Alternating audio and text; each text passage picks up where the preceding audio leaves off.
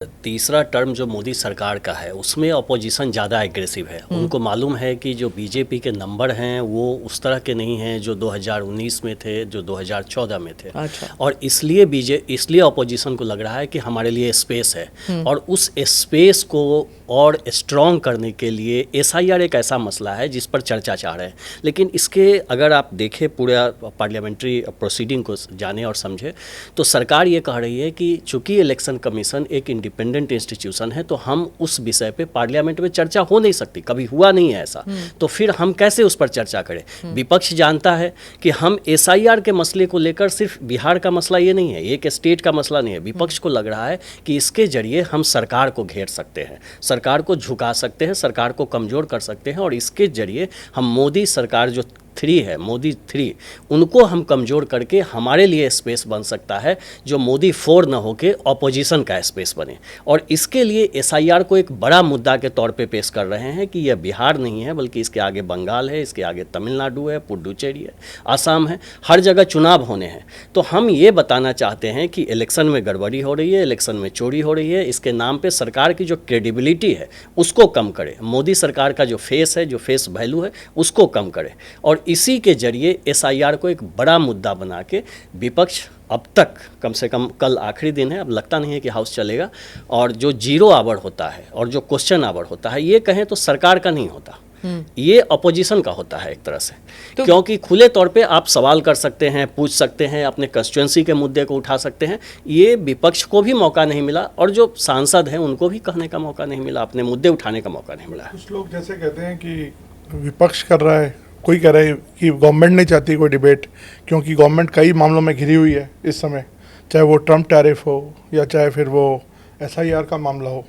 तो आखिरकार गुनहगार कौन है? मैं इस बार इतनी बार नहीं गया, आप लोग अगर बता सकें कि एक्चुअली कौन कल्प्रिट है, पक्ष या विपक्ष? सिद्धार्थ इस पे आंसर देना चाहिए। अगर पार्लियामेंट नहीं चलती है तो विनर तो ऑब्वियस ही बात है, इसमें अपोजिशन रहता है अगर वो अपने मुद्दों को हाईलाइट कर पाता है तो। गवर्नमेंट का में जो अभी आपने जैसे पहले बात करी थी तो पहले और अब में एक डिफरेंस है। कमलनाथ भी पार्लियामेंट्री अफेयर मिनिस्टर रहे हैं, राजीव शुक्ला भी पार्लियामेंट्री अफेयर्स मिनिस्टर रहे हैं। हमें से शायद सर ने तो हम कवर किया ही उस वक्त में, देखा होगा कि अपना अरुण जेटली और सुषमा स्वराज, इन दोनों के ही चैम्बर के अंदर ये दोनों मंत्री आराम से जाके बैठते थे और चीज़ों को सॉर्ट आउट करते थे।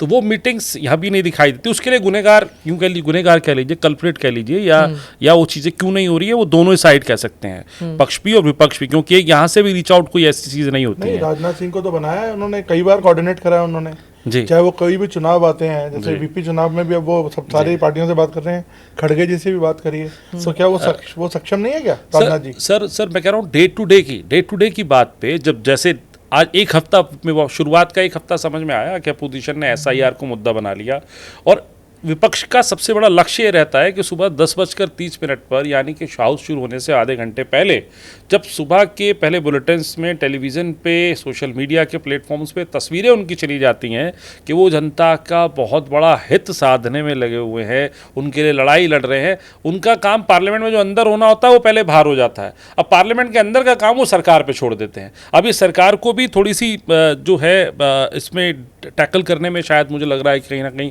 चूक है सरकार की।